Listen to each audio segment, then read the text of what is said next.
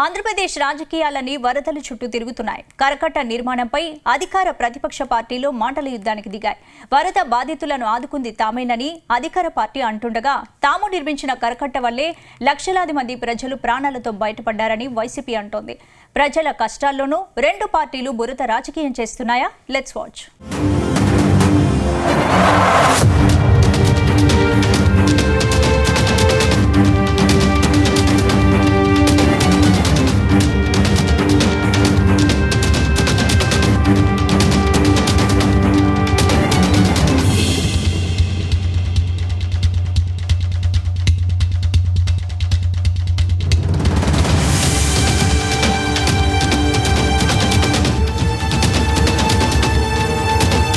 ఆంధ్రప్రదేశ్ను వరదలు అతలాకుతలం చేశాయి. ఇంతకు ముందెన్నడూ రాని వరదలతో జనజీవనం పూర్తిగా స్తంభించింది. బెజవాడలోని అనేక కాలనీలు నీట మునిగాయి. పదుల సంఖ్యలో జనాలు ప్రాణాలు కోల్పోయారు. అయితే ఊహించని వరదలపై వెంటనే స్పందించిన సీఎం చంద్రబాబు వరద బాధితులను పరామర్శించారు. వరద ప్రభావిత ప్రాంతాల్లో పర్యటిస్తూ ప్రజలకు వెన్నుదన్నుగా నిలిచారు.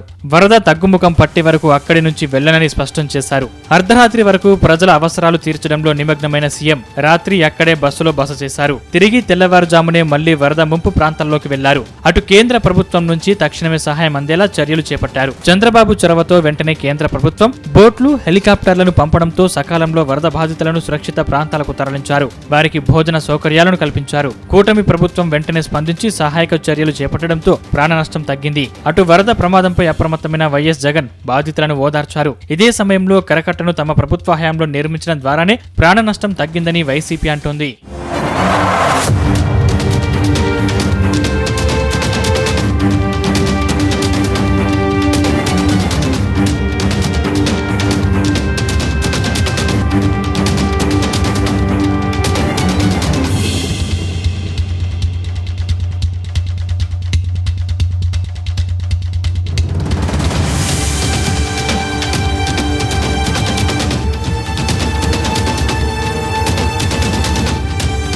ఇక విజయవాడ వరదలపై వైసీపీ కూడా అప్రమత్తమైంది. ఇడుపులపాయలో వైఎస్ రాజశేఖర రెడ్డి సమాధికి నివాళులర్పించి నేరుగా కృష్ణలంక చేరుకున్నారు జగన్. అక్కడ వరద బాధితులను ఆయన పరామర్శించారు. సింగ్ నగర్ కు వందలాది మంది వైసీపీ నేతలతో కలిసి వెళ్లిన జగన్ అక్కడ వరద బాధితులను ఓదార్చారు. విజయవాడ కృష్ణలంక ఏరియాలో రిటైనింగ్ వాల్ దగ్గర కృష్ణానది ప్రవాహాన్ని పరిశీలించారు. సీఎం గా ఉన్న సమయంలో కట్టించిన రిటైనింగ్ వాల్ వల్లే తమ ప్రాణాలు నిలిచాయని వైఎస్ జగన్ కు కృష్ణలంక వాసులు కృతజ్ఞతలు తెలిపారు. రిటైనింగ్ వాల్ లేకపోతే పూర్తిగా తమ జీవితాలు అతలాకుతలం అయ్యేవని ఆవేదన వ్యక్తం చేశారు. వైఎస్ఆర్సీపీ శ్రేణులు సహాయక చర్యల్లో అండగా ఉంటారని బాధితులకు భరోసానిచ్చారు వైఎస్ జగన్. ప్రభుత్వం అనేది పలికితే జగన్ ప్రభుత్వంలో కూడా ప్రభుత్వం ఉండేది.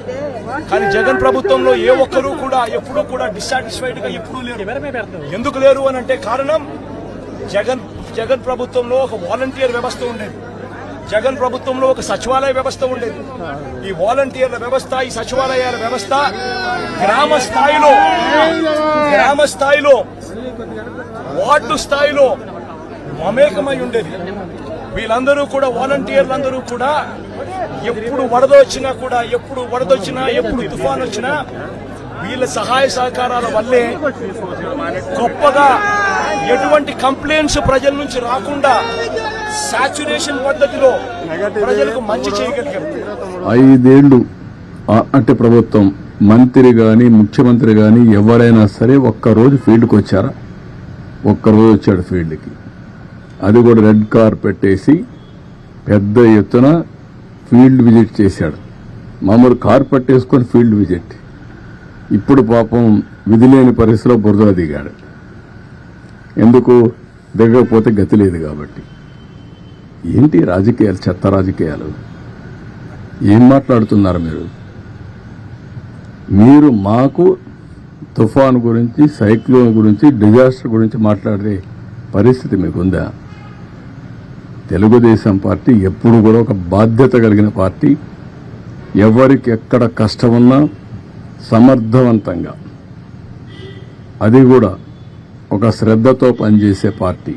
విజయవాడను వరదలు ముంచెత్తుతున్న నేపథ్యంలో ఆ రక్షణ గోడే లేకపోయి ఉంటే వరద విపత్తును ఊహించలేమని వైసీపీ అంటోంది. గత 50 ఏళ్లలో ఎప్పుడు ఈ స్థాయిలో భారీ వర్షాలు కురవలేదని, అందుకే విజయవాడ చుట్టుపక్కల గ్రామాలన్నీ జలదిగ్బంధంలో ఉన్నాయని చెబుతోంది. అయితే వైఎస్ జగన్ హయాంలో కృష్ణానది వెంట పద్మావతి ఘాట్ నుంచి యనమల కుదురు వరకు 3 విడతల్లో 5.66 కిలోమీటర్ల మేర రక్షణ గోడను బలంగా నిర్మించడం వల్లనే ప్రమాదం తప్పిందని చెప్పింది. ఇందుకోసం గత ప్రభుత్వంలో 474 కోట్ల రూపాయలు ఖర్చు చేసి కరకట్టను నిర్మించారు. దీంతో 12 లక్షల క్యూసెక్ల వరద నీళ్లు వచ్చినా విజయవాడ వాసులు భయం లేకుండా నిశ్చితంగా నిద్రపోవచ్చని వైసీపీ చెబుతోంది. ఒకప్పుడు 3 లక్షల క్యూసెక్ల నీళ్లు ప్రకాశం బ్యారేజ్లో ప్రవహిస్తే కృష్ణానది పరివాహిక ప్రాంతాలైన కృష్ణలంక, రాణిగారి తోట, రామలింగేశ్వర నగర్, గౌతమి నగర్, నెహ్రూ నగర్, చలసాని నగర్, గీతానగర్, బాలాజీ నగర్, ద్వారకా నగర్, భూపేష్ గుప్తా నగర్, భ్రమరాంబపురం, తారక రామనగర్ వాసులు ఖాళీ చేయాల్సి వచ్చేది. ప్రస్తుతం వీళ్లంతా పునరావాస ప్రాంతాలకు పోవాల్సిన అవసరం లేకుండా పోయిందని వైసీపీ నేతలు అంటున్నారు.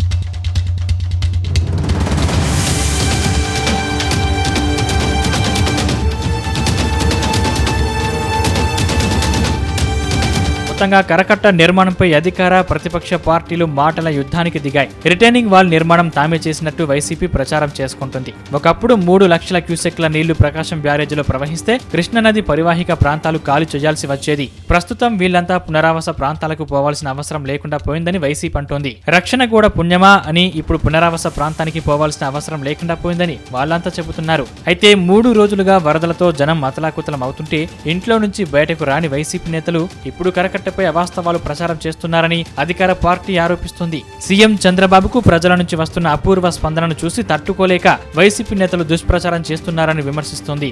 మొత్తంగా 2 పార్టీలు వరదల్లో కూడా బురద రాజకీయాలు చేస్తున్నారని సోషల్ మీడియాలో సెటైర్లు పేలుతున్నాయి.